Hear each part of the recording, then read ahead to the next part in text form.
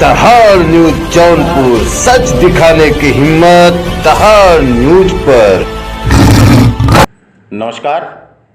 बेटियां अगर चाहें और अपनी पर उतर जाएं तो वो कारनामे कर दिखा सकती हैं जो एक बेटा नहीं कर सकता।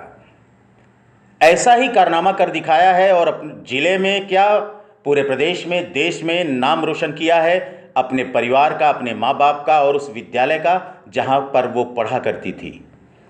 जी हां, उत्तर प्रदेश के जौनपुर जिले के बरसठी ब्लॉक अंतर्गत ग्राम पंचायत सहरमा की बेटी ने किया पिता और माता का नाम रोशन। एक किसान की बेटी ने वह कर दिखाया जो तमाम सुविधाएं होने के बावजूद भी संभ्रांत परिवार के बच्चे नहीं कर पाते हैं। आज इस बच्ची ने समाज के सामने उदाहरण प्रस्तुत किया।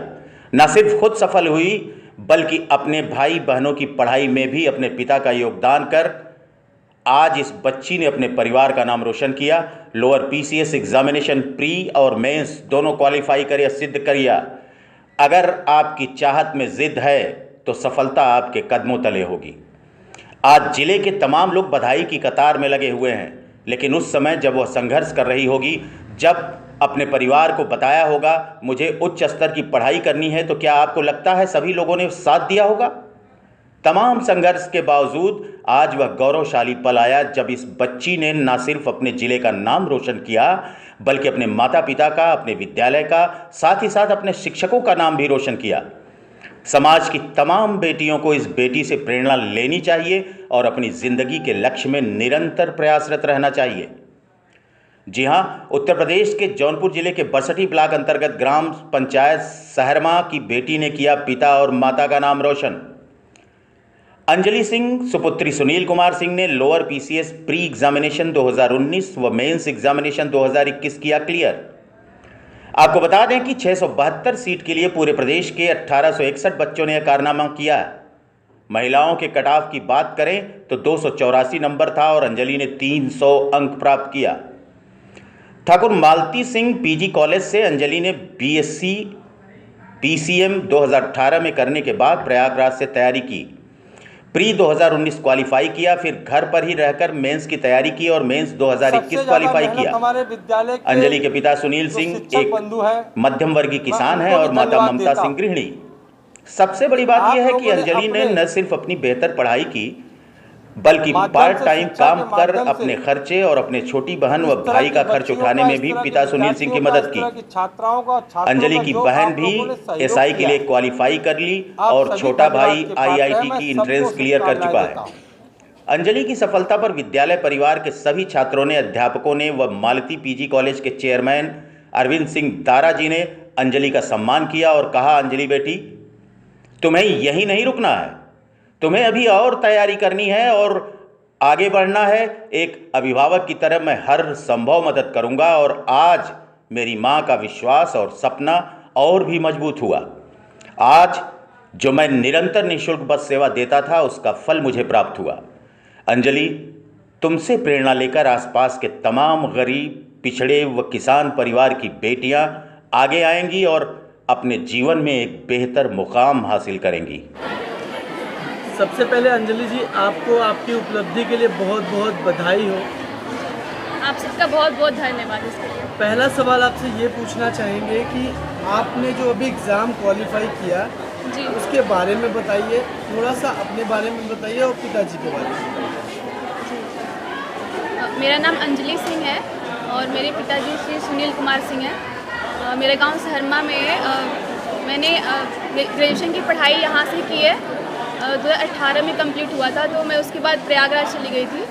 तो 2019 में वैकेंसी आई थी लोअर पीसीएस की, जो कि यूपी SSSC अधीनस्थ सेवा चयन आयोग द्वारा आयोजित की जाती है। तो मैंने उसमें भाग लिया था, तो उसका प्री क्वालिफाई हुआ था 2019 में, जिसका मेंस एग्ज़ाम 2021 को हुआ और उसमें भी मैं क्वालिफाई हूँ। बट अभी आगे की प्रक्रिया में डॉक्यूमेंट वेरिफिकेशन और जो पोस्ट अलॉट होंगे सबको वो बचा हुआ है। तो आगे कट ऑफ गई है फीमेल की 284, जिसमें से मेरे जो मार्क्स हैं वो 300 हैं। तो सबसे पहले मैं आपसे ये पूछना चाहूँगा कि आप जब यहाँ से अपने विद्यालय जी मालती सिंह पीजी कॉलेज से जब आप प्रयागराज गई, तो वहाँ से क्वालिफिकेशन तक का सफ़र आपका कैसा रहा? बहुत ही संघर्षयुक्त था सब सफ़र। शुरुआत में तो मम्मी पापा के सहयोग से गई थी, वहाँ पे मैंने 6 महीने की कोचिंग भी ली थी।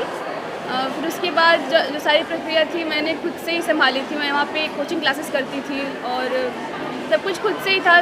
किराए का रूम था, खुद से ही खाना बनाना और बाकी सब कुछ खुद से ही था, तो बहुत ही संघर्ष था। आप अपने परिवार की बड़ी बेटी हैं जी। साथ ही साथ आपके पिताजी की एक बेटी और है और एक बेटा है, तो इन सब की जिम्मेदारी अकेले पिताजी कैसे निर्वाह कर पा रहे थे? 3 लोगों की जिम्मेदारी, तीनों की पढ़ाई कैसे हो पा रहा था, उसके बारे में थोड़ा सा। उसके बारे में जैसे मैं कोचिंग वगैरह कराती थी, मेरी बहन भी एक स्कूल में मतलब पढ़ाती थी, तो उससे कुछ आर्थिक सहयोग हो जाता था। और पिताजी जो हैं वो अपना खेती मतलब करते थे, तो उसमें भी जो भी मदद मिलती थी हो जाता था। और बाकी जो मित्र हैं और जो सगे संबंधी हैं उनके कुछ मदद से भी ये सब संभव हुआ है, तो उसमें सबका योगदान है। सबका योगदान जी। अभी जब आपका सिलेक्शन हो गया है, लगभग फाइनल प्रक्रिया में गया है, जी। तो अब आपको कैसा फील हो रहा है जब लोग आपके पास आते हैं, आपसे पूछते हैं आपकी जर्नी के बारे में, उस समय आपको कैसा महसूस हो रहा है? बहुत ही अच्छा लगता है, जब हम लगता है कि हम किसी को प्रेरणा दे सकते हैं, हमारे प्रति कोई इतना मतलब वो करता है, तो हम तो यही कहते हैं कि अगर आप जीवन में कुछ भी करना चाहते हैं, पढ़ाई ही नहीं है कुछ भी, तो आपके अंदर आत्मविश्वास होना बहुत ज़रूरी है। आप क्या मैसेज देना चाहेंगे जो आपके एज की लड़कियां हैं, बेसिकली रूरल इलाके से जो लोग आते हैं, जी। जो बहुत सारी जगह पे संघर्षों को छोड़ के एक अलग दुनिया में चले जाते हैं? बहुत सारे लोगों का कहना है कि महिलाएं सिर्फ रोटी कपड़ा बर्तन तक ही सीमित है, ऐसे सभी लोगों को आप क्या कहना चाहेंगे? नहीं, पहली बात तो उनके समाज और उनके परिवार का उनके सहयोग होना चाहिए। उन्हें जागरूक होना चाहिए कि बेटी जो है वो बेटे से कम नहीं है, तो उनको बराबर का हिस्सा देना चाहिए और उन्हें भी पढ़ाई का उतना ही हक मिलना चाहिए जितना बेटों को मिलता है। और उनका भी ये फ़र्ज़ बनता है कि अगर उनको ये मिल रहा है, अगर फैसिलिटी उनको मिल रही है, तो वो आगे जाएं और उनका जो भी उनको करने का मन है, जिस क्षेत्र में उनका जाने का मन है, उसमें आत्मविश्वास के साथ आगे बढ़ें। श्रीमान जी, सबसे पहले अपना परिचय दीजिएगा और ये बताइएगा कि जब आपको सूचना मिली कि आपकी बेटी का चयन हो गया है, आपकी बड़ी बेटी का भी चयन हो गया, आपकी छोटी बेटी भी एसआई बनने वाली है, बेटा भी आईआईटी क्वालिफाई कर चुका है, तो इसमें आपको उस समय अभी फीलिंग क्या हो रही है? जब आपको ये सूचना मिली थी उस समय आपकी फीलिंग क्या थी? जब मैं सुना कि मेरी बेटी का सिलेक्शन हो गया है, मुझे बहुत अच्छा लगा, बहुत खुशी हुई और जो है मैं भावुक भी हो गया कि जिस परिस्थिति में मैं चल रहा था, कैसे कैसे हमारे बच्चे पढ़े, कैसे मैं उनको पढ़ाया, कहाँ से कहाँ तक से, और उनको सफलता मिली, तो मैं बहुत खुश हुआ और बहुत रोया कि मैंने नहीं सोचा था वो हमारे बच्चों ने कर दिखाया। और मैं सभी बच्चों को यही कहूँगा कि जैसे भी है वो आगे बढ़े और हमारी बेटी से कुछ सीखें और उन्हें आशीर्वाद दें, वो हमारी बेटी और आगे जाए और सभी आगे जाएं, अपने पिता और अपने माता गुरुजन सभी का नाम रोशन करें, बस यही सबको आशीर्वाद। शिवानी जी, जनरली ये होता है कि बेटियां जब 18-21 की हो जाती हैं तो अक्सर माता पिता शादी विवाह के चक्कर में पड़ जाते हैं। आपने शादी विवाह ना करा के आपने तैयारी कराई, तो क्या वो कारण रहा जो आपको इस तरीके से आगे बढ़ने में मदद मिली? नहीं, शादी के लिए तो जैसे गांव में बहुत लोग हैं, फोर्स करते हैं कि आपकी लड़की जो है शादी करने की योग्य हो गई हो करिए, लेकिन हमारी लड़कियों में ऐसा कुछ नहीं था। मैंने इससे कहता भी था कि अब तुम्हारी शादी मैं कर दूँगा, लेकिन उन्होंने कहा कि नहीं, अभी हम तैयारी कर रहे हैं और हमारा कहीं न कहीं सिलेक्शन हो जाएगा, इसके बाद हम शादी के बारे में सोचेंगे। तो मैंने कहीं फोर्स नहीं किया, अपने तीनों बच्चों को किसी के लिए मैंने कमेंट नहीं किया। जो भी माता पिता हमारे चैनल के माध्यम से आपका वीडियो देख पा रहे हैं, आपका इंटरव्यू देख पा रहे हैं, उन माता पिता को आप क्या कहना चाहेंगे? मैं सबको यही कहूँगा कि जिस तरह से हमने आर्थिक स्थिति को अपने देखते हुए अपने बच्चों को हमने पढ़ाया है और उनके बच्चों को यही कहूँगा कि कैसे पैसा आता है, अगर स्थिति अच्छी नहीं है तो पढ़ाई में कितना खर्च होता है वो तो सभी जानते हैं, तो उसका सही उपयोग करें और सही रास्ते पर चलें, अपने माता पिता का नाम रोशन करें। धन्यवाद। श्रीमान जी, जब आपके विद्यालय की एक बच्ची के सिलेक्शन के बारे में आपको जानकारी हुई, ये जानकारी प्राप्त करने के बाद आपको कैसा महसूस हुआ? आप सब यहाँ पे उपस्थित हैं आज हमारे मालती सिंह महाविद्यालय के प्रांगण में। मैं पहले तो आप लोग को धन्यवाद देता हूँ। जैसे ही सूचना मुझे मिली तो मेरे पास तो कोई कांटेक्ट नंबर नहीं था, लेकिन उस गांव के लोग मेरे संपर्क में थे जो आज आए हुए भी हैं। शिवम भाई से मेरी बातचीत हुई, हमने कहा वो बिटिया से मेरी बात कराइए परसों के दिन। तो अंजलि ने हमसे बात भी किया और हम कल इनके आवास पे हमारे शिक्षक मित्र थे, उनके साथ में हम गए गांव में इनको शुभकामनाएं देने के लिए। और बड़ी अपार खुशी मिली। जैसे 10 साल की सेवा में निरंतर मालती सिंह महाविद्यालय के माध्यम से खास करके अपनी छात्राओं के लिए जो अगल बगल के हमारे गरीब और पिछड़े वर्ग के और किसान की जो बेटियां थीं, उनका उत्साह बढ़ाने के लिए जो मैंने विद्यालय के माध्यम से इन विद्यार्थियों के लिए बस की निःशुल्क सेवा की थी।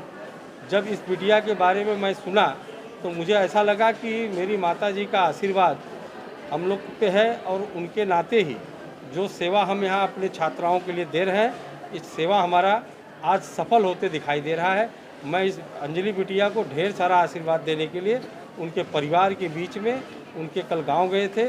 आज मैंने रिक्वेस्ट करके उस बिटिया को उनके पिताजी के साथ और उसकी बहन के साथ में मैंने यहाँ अपने विद्यालय में बुलवा के स्वागत किया, ताकि हमारी और भी जो बिटियाँ यहाँ पढ़ती हैं और भी क्षेत्र की जो गरीब परिवार से हों या किसान परिवार से भी हों, ताकि उन सबको एक प्रेरणा मिले कि हमें भी कुछ कर गुजरना है अपने भविष्य के लिए। हम बेटी हैं लेकिन हम बेटों से कम नहीं हैं। हमारे चैनल के माध्यम से वो माता पिता जो अपनी बेटी को उतना नहीं पढ़ाते हैं जितना अपने बेटों को पढ़ाना चाहते हैं, अक्सर हमारे समाज में देखा गया कि बेटों को दूसरे शहर तक भेज दिया जाता है और बेटियों को नहीं भेजते हैं ज़्यादा दूर तक, ऐसे माता पिता को आप क्या कहना चाहेंगे? देखिए, ये तो ग्रामीण क्षेत्र है, शहर में तो बहुत कुछ स्थिति बदल गई है, लेकिन मैं चाहता हूँ कि ग्रामीण क्षेत्र में भी अभिभावकों को इस तरह का विचार रखना चाहिए। अपने बेटे से अपनी बेटी को कम अंतर नहीं रखना चाहिए। बेटी का जो भी इच्छा हो, पढ़ाई में हो या खेल में हो या किसी भी मामले में अगर बेटी है तो उसका उत्साह कम नहीं करना चाहिए, उसका उत्साह बढ़ाना चाहिए। अगर उत्साह बढ़ा होगा, ऐसे अंजलि बिटिया जैसा वो काम करते रहेंगे।